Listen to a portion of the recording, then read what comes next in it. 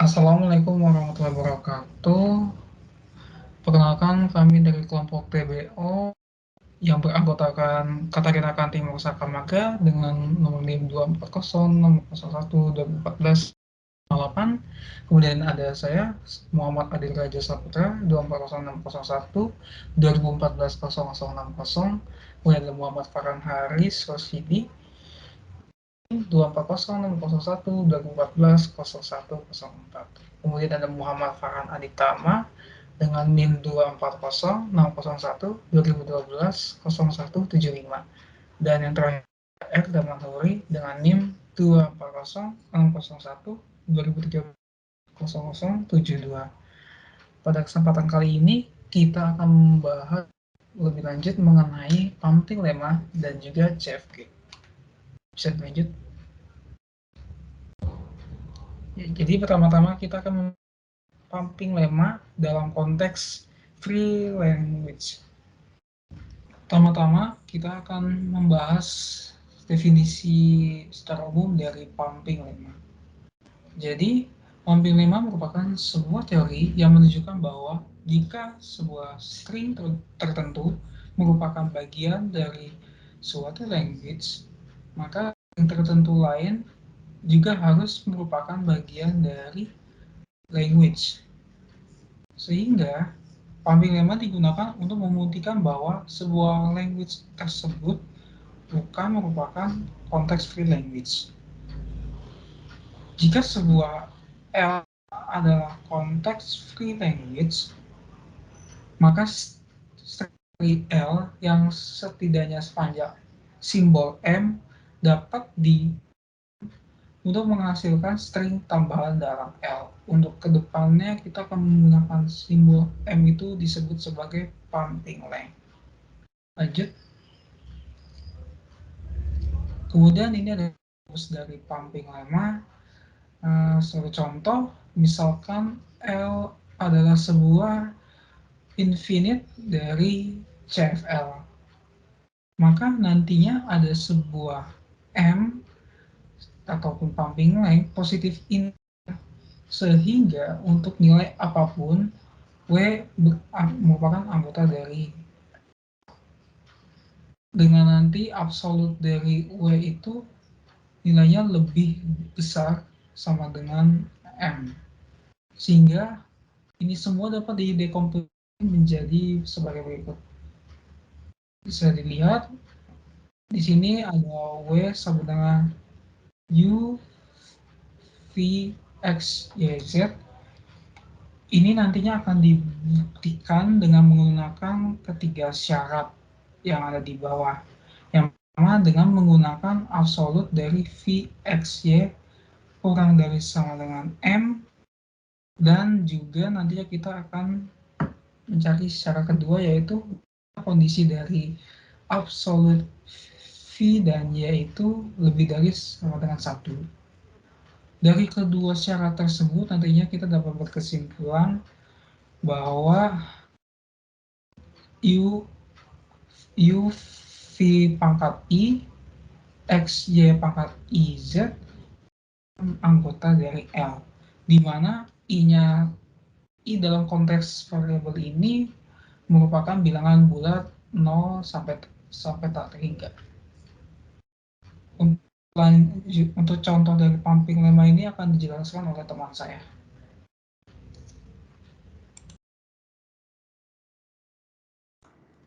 Oke, jadi saya izin melanjutkan untuk contoh dari pumping lemma ya.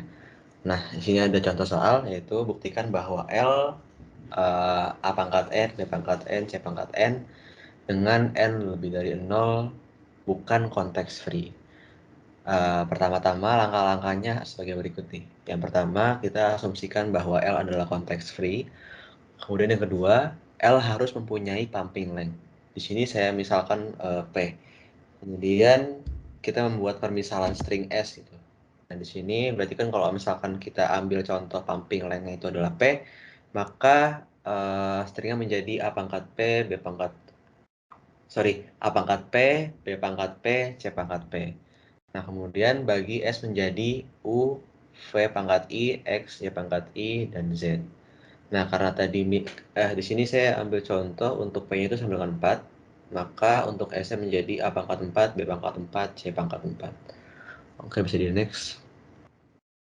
Jadi di sini ada kasus yang pertama ya, di mana V dan Y hanya memiliki satu jenis simbol.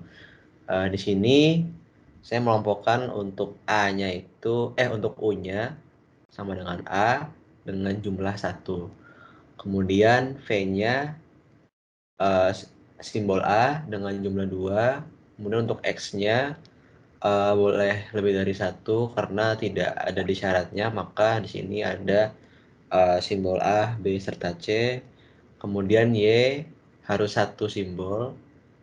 Karena itu saya ambil C, kemudian Z-nya C juga dengan 2 buah gitu ya. Kemudian di sini I-nya saya ambil contoh 2, maka jadinya U V pangkat 2 X Y pangkat 2 Z. Nah, itu di bawah itu adalah hasil dari penurunannya gitu. Kemudian setelah dihitung jumlah A, B, serta C-nya didapatkan A pangkat 6, B pangkat 4, C pangkat 5. Nah, karena ini adanya perbedaan jumlah dari A, B, dan C-nya harusnya kan sama karena kan A pangkat N, B pangkat N, C pangkat N gitu ya. Nah, di sini kan berbeda nih teman-teman. Oleh karena itu, hal ini menyalahi aturan atau asumsi bahwa L adalah konteks free, maka dapat disimpulkan bahwa L bukanlah konteks free seperti itu. Mungkin bisa di next.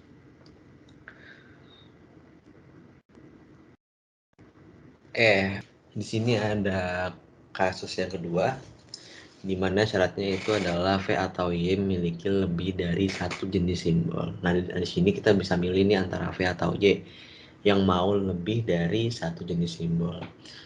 Untuk di sini U-nya saya ambil satu jenis simbol dengan 2 buah A.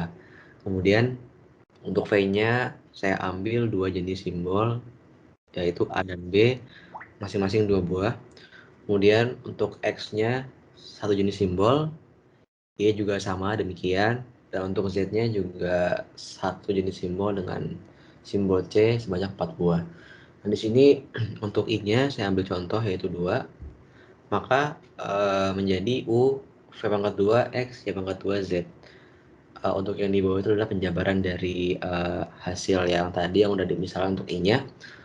Kemudian kalau dilihat dari strukturnya gitu ya, itu kan ada A, kemudian B, kemudian A lagi, kemudian B lagi, kemudian C. Nah, itu tidak sejalan dengan string dari L gitu ya. Maka hal ini menyalahi asumsi bahwa L adalah konteks free. Nah, maka L bukanlah konteks free seperti itu. Oke, next. Untuk konteks free language akan dijelaskan oleh teman saya. Terima kasih. Oke, saya melanjutkan. Untuk selanjutnya konteks free language. Yang pertama ada pengertian konteks free language. Konteks free language itu adalah suatu bahasa disebut sebagai konteks free language atau CFL jika bahasa tersebut diciptakan atau digenerate oleh sebuah konteks free grammar atau CFG. Next. Nah, ini adalah contoh konteks free language. Suatu grammar G dengan aturan produksi S menghasilkan A kecil B kecil B, A menghasilkan A kecil B B kecil, atau A menghasilkan MT, B menghasilkan B kecil A kecil adalah konteks free. Grammar tersebut menghasilkan bahasa LG sama dengan AB, BB AA, BB A, BA pangkat N dengan N lebih dari sama dengan 0. Karena grammar G adalah konteks free grammar, bahasa LG adalah konteks free language. Next. Selanjutnya yaitu closure of context free language. Yang pertama ada teorema 1. The family of context free language is closed under substitution. Maksudnya, language yang dihasilkan dari operasi substitusi CFL pasti merupakan CFL. Atau dengan kata lain, konteks free language hasilnya itu tertutup di bawah substitusi. Next. Nah, ini merupakan pembuktian dari teorema 1 tadi. Misalkan ada language L berisi 0 pangkat N, 1 pangkat N dengan N lebih dari sama dengan 1, kemudian CFG-nya yaitu S menghasilkan 0 S1 atau S menghasilkan 0 1, kemudian ada juga S kecil 0, language ini menghasilkan A pangkat M, B pangkat N dengan M kurang dari sama dengan N, kemudian CFG-nya yaitu S menghasilkan A, S, B kecil, atau S menghasilkan A, kemudian A menghasilkan A kecil A, atau A menghasilkan A kecil B kecil.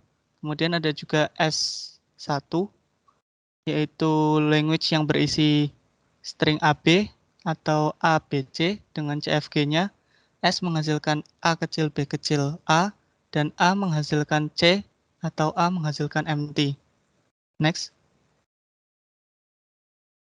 Untuk pembuktian tersebut, caranya yaitu dengan pertama merename S0 menjadi S0. Maksudnya S dalam kurung 0 menjadi S0 variabel dan S dalam kurung 1 menjadi variabel S1.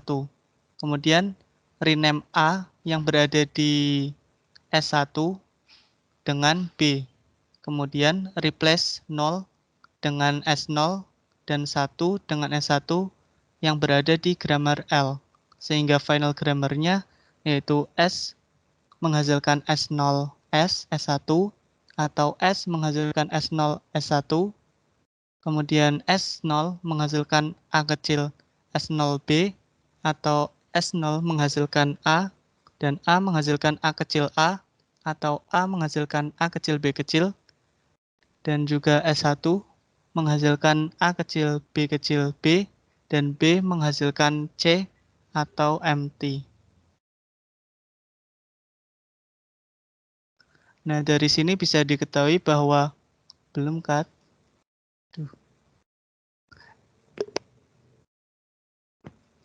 Nah, dari sini bisa diketahui bahwa tadi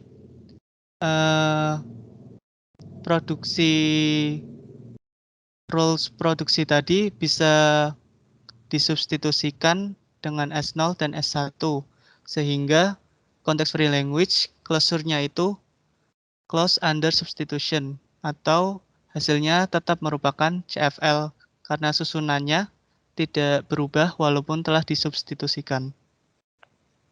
Next. Selanjutnya ada teorema 2, yakni the family of context-free language atau CFL is closed under union, concatenation, and star closure. Maksudnya language yang dihasilkan dari operasi union atau penggabungan, concatenation atau konkatenasi, dan star closure atau penggabungan empty string, suatu CFL pasti merupakan CFL, atau dengan kata lain, keluarga dari context-free language itu tertutup di bawah union, concatenation, dan star closure. Next. Nah, ini merupakan pembuktian dari teorema sebelumnya, teorema kedua.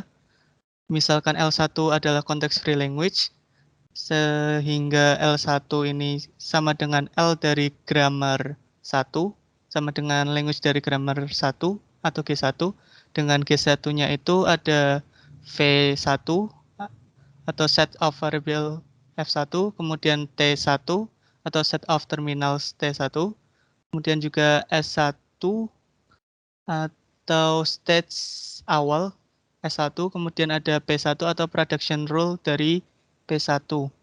Kemudian L2 juga context free language, sehingga L2 sama dengan language dari grammar 2, dengan grammar 2-nya adalah V2, T2, S2, P2. Tanpa kehilangan keumuman, G1 dan G2 dapat diasumsikan disjoint atau terpisah. Next. Nah, ini yang pertama adalah pembuktian unionnya. Masih lanjutan dari yang tadi. Misalkan ini ada L G3, dibuat language G3 dengan G3-nya itu, bagian variabelnya itu merupakan union atau gabungan dari V1, V2, dan S3. Aturan S3 yang baru muncul di sini, yakni variabel yang tidak ada di V1 union V2. Kemudian T1 T-nya merupakan gabungan dari T1 dan T2, kemudian S3-nya itu stage awal yang ada di G3, dan production rule-nya P3, di mana P3-nya ini merupakan union dari production rule P1 dan P2, dan juga production dari S3 yang menunjuk kepada S1 ataupun S2 sebagai state awal. Jadi bisa memilih akan melanjutkan ke S1 atau melanjutkan ke state S2. Nah, G3 adalah CFG, sehingga language dari G3 adalah CFL. Nah, dari sini bisa diketahui bahwa language dari G3 sama dengan L1 union L2 itu merupakan CFL, sehingga teorema untuk union terbukti. Next. Selanjutnya pembuktian dari concatenation. Dimisalkan lagi ada G4, grammar 4 dengan V-nya itu adalah V1 union V2 union S4 yang di sini juga merupakan variabel baru.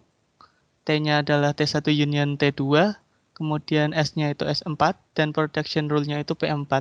Production rule P4 di sini merupakan union dari P1, P2 dan state S4 tadi, production rule tadi yang baru muncul di sini, yang akan menunjuk ke S1, S2 atau concatenation dari S1 dan S2.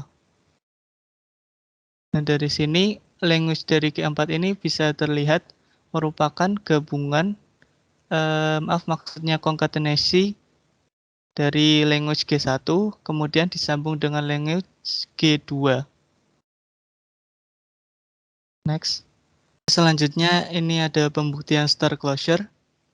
Di sini dimisalkan lagi ada G5, grammar 5 yang berisi dari V1 union dari S5 atau variabel yang baru muncul di sini, kemudian T-nya itu T1, kemudian S-nya itu S5, dan production rule-nya itu P5, di mana P5 merupakan union dari P1 dan juga production rule yang baru, yakni S5, yang menunjuk atau menghasilkan S1 S5 atau S1 menghasilkan MT. Di sini dapat terlihat bahwa language dari G5 ini merupakan language dari G1 star closure atau ada tambahan dengan MT. Yang sebelumnya itu tidak ada MT, itu sama dengan language setelah ditambahkan MT, yakni sama-sama CFL. Next. Untuk selanjutnya akan dilanjutkan oleh teman saya. Baik, berikutnya ada teorema yang ketiga. The family of a context-free language is not closed under intersection and complementation. Maksudnya, language yang dihasilkan dari operasi intersection, irisan, dan complementation atau komplement, suatu CFL belum tentu merupakan CFL. Ini pembuktian untuk intersection-nya. Misal ada language L1 di mana A pangkat N, B pangkat N, C pangkat M dengan syarat N harus lebih besar atau sama dengan 0 dan M harus lebih besar atau sama dengan 0. Dan ada language yang kedua di mana A pangkat N, B pangkat M, C pangkat M dengan syarat N harus lebih besar atau sama dengan 0 dan M harus lebih besar atau sama dengan 0. Adalah konteks free grammar. Sekalipun jika L1 adalah hasil konkatenasi dua CFL lain. Namun, L1 intersection L2 menghasilkan A pangkat N, B pangkat N, C pangkat N. Dengan syarat N lebih besar atau sama dengan 0, bukan CFL. Detail pembuktian bukan CFL telah dijelaskan pada contoh pumping lemma sebelumnya. Kemudian ada pembuktian complementation. Set identity.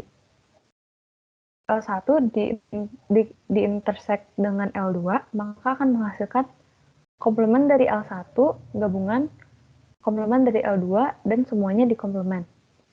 Jika hasil operasi komplement CFL adalah CFL juga, L1 dan L2 di sisi kanan ekspresi, di atas pasti akan menjadi context free. Ini akan bertentangan dengan pembuktian sebelumnya di mana L1 intersection L2 to context-free language. Berikutnya ada teorema yang keempat. The family of context-free languages is closed under homomorphism, reversal, and inverse homomorphism. Maksudnya, language yang dihasilkan dari operasi homomorphism, reversal, dan inverse homomorphism, CFL pasti merupakan CFL. Pembuktian, jika dilakukan homomorphism karena bagian kasus dari substitusi. Reversal adalah pembuktian dengan induksi panjang derivasi L reverse sama dengan L reverse dari grammar di reverse. Inverse homomorphism adalah pembuktian melibatkan pushdown automata yang belum diajarkan. Berikutnya ada teorema yang kelima. If L is a CFL and R is a regular language, then L intersection R is a CFL.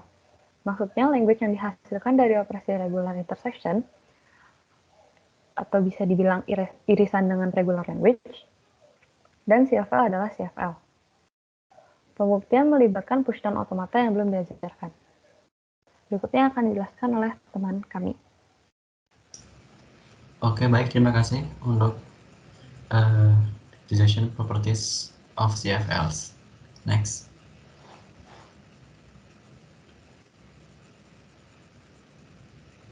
Oke. Yang pertama ada testing emptiness atau mengecek kekosongan. Kita gunakan representasi CFG dari CFL yang ada. Periksa apakah start symbol tidak berguna atau useless. Kemudian diberikan data bahasa bebas konteks G, yaitu V, T, S, dan P. Terdapat sebuah algoritma untuk memutuskan apakah language G kosong atau tidak. Digunakan algoritma untuk menghapus simbol dan produksi yang tidak berguna. Jika S ditemukan tidak berguna, maka language G adalah kosong. Kemudian jika tidak, maka language G memiliki setidaknya satu elemen. Oke, next. Kemudian yang kedua ada testing finiteness yang menyatakan bahasa accepted dari FA yang diberikan finite atau tidak. Langkah yang pertama adalah ubah L menjadi CFL, kemudian ada beberapa konstanta pendamping lemma sebanyak N untuk L. Kemudian uji semua string dengan panjang antara N dan 2N-1 untuk keanggotaan. Kemudian jika ada string seperti di atas, yaitu N dan 2N-1, maka dapat dipumping dan bahasanya infinite atau tidak terbatas. Kemudian jika tidak ada string di atas, maka N-1 adalah batas atas panjang string, sehingga bahasanya adalah bahasa yang terbatas atau finite. Next. Yang ketiga ada testing membership. Dapat mensimulasikan NVDA, tetapi membutuhkan waktu eksponensial dalam kasus yang paling buruk. Ada algoritma O(n)3 sebagai N sebagai panjang dari world yang menggunakan teknik pemrograman dinamis, disebut juga algoritma CYK atau Chokey-Younger-Casami. Ubah CFG menjadi bentuk normal Chomsky, kemudian buat parse tree untuk string X yang dihasilkan oleh non-terminal A. Jika A sedemikian langkah hingga menghasilkan X, maka harus ada cara untuk membagi X sama dengan Y, Z, yaitu A menghasilkan BC adalah aturan produksi, dan B demikian langkah sehingga menjadi Y, dan C demikian langkah hingga menjadi Z untuk E dan J kurang dari K. Oke, next.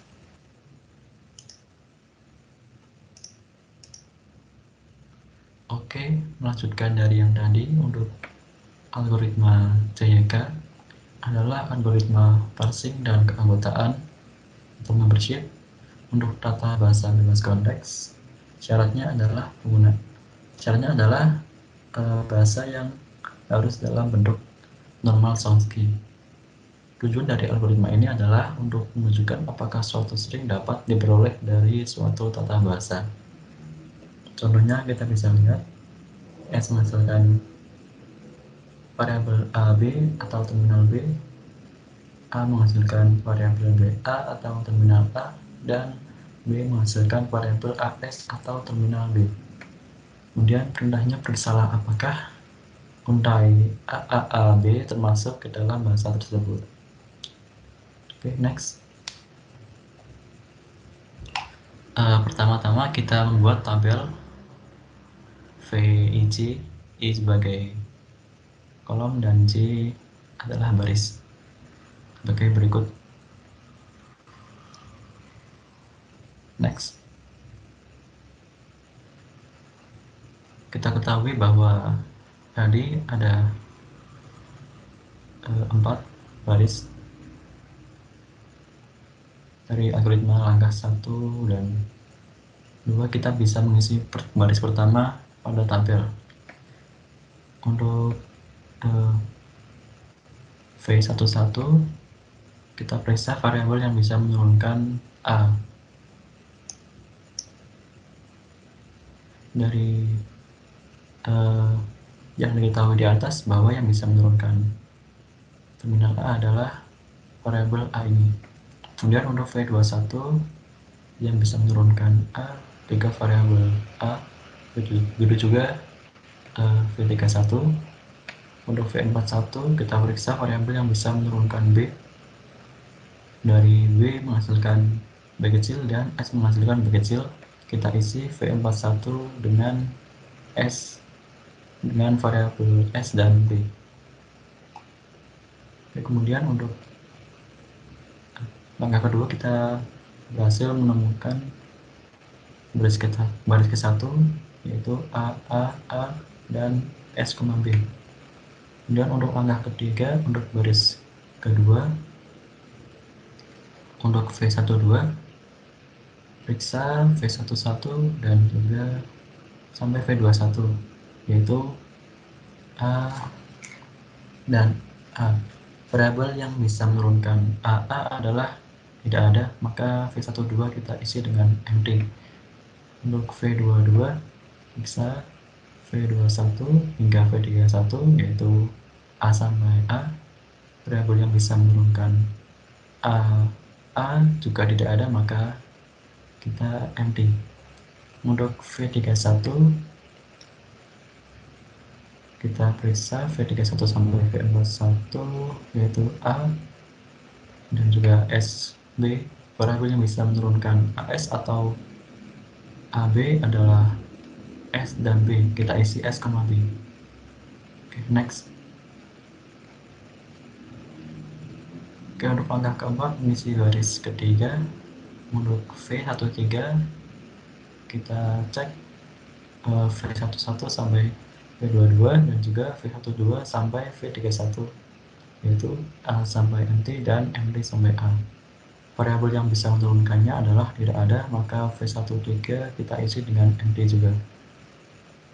Kemudian untuk V23 periksa V21 sampai V32 dan juga V22 dan V41 yaitu A sampai SB dan juga MT sampai SB. Variabel yang bisa menurunkan AS atau AB adalah S dan B, maka V23 kita isi dengan SB. Kemudian untuk langkah yang paling akhir, untuk V14 kita cek V11 sampai V23, V12 sampai V32 dan juga V13 sampai V41 yaitu A sampai SB dan juga MT sampai SB. Variabel yang bisa menurunkan AS atau AB adalah S dan B, maka V14 kita isi dengan S dan B. Kemudian dari hasil tersebut tabel akhirnya adalah seperti langkah terakhir ini. Dilihat pada tabel simbol awal S termuat di V14, maka untai AAAB dapat diturunkan oleh tata bahasa tersebut. Next. Oke, mungkin cukup sekian dari kelompok kami. Hanya itu yang dapat kami sampaikan. Bila ada kesalahan, mohon dimaafkan. Terima kasih. Wassalamualaikum warahmatullahi wabarakatuh.